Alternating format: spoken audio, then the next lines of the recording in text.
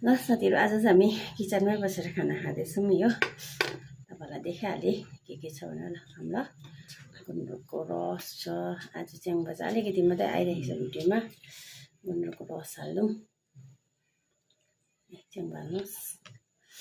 यहाँ चाहिँ छ यो के अरे गुडबो र सुक्टी हालेको छ हो। यस गुडबो र सुक्टीको सब्जी साथीहरू खाना चाहिँ अनि यहाँ चाहिँ छ यी काँक्रा डल्ले खोर्सानीको अचारसँग।